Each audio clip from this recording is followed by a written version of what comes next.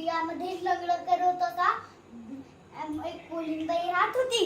एक होती कोणाची बायको. नाही कोलिनबाई.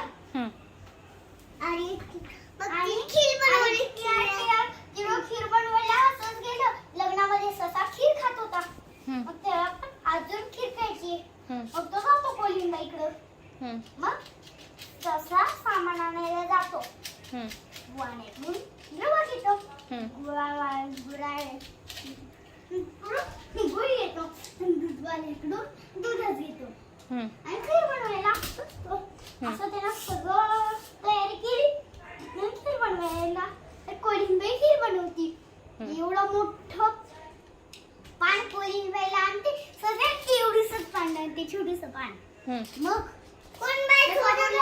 आणि सस्याचं कोलिनबाईचं काय पोट भरलं, झोपली.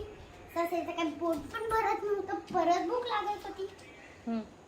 मग त्यानं काय केलं, असं परत आणायला गेला आणि स्वतःचीच खीर बनवायला लागली. कोलिनबाई तशी ती पाहती तर काय, ससा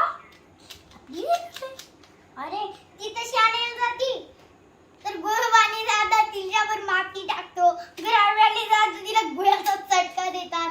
दूधवाले दादा तिच्यावर पाणीच टाकतात. का म्हणून टाकतात?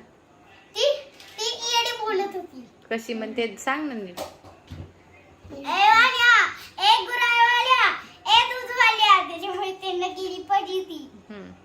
आणि आणि सस्यानं ते दोघं खीर खायला लागले. सस्यानं तिला खीर खायला दिली. खीर खाल्ली तिनं. सशाने काय सांगितलं तिला? गोड बोलायचं. तर तिला खीर खाल्ली. सस्यानं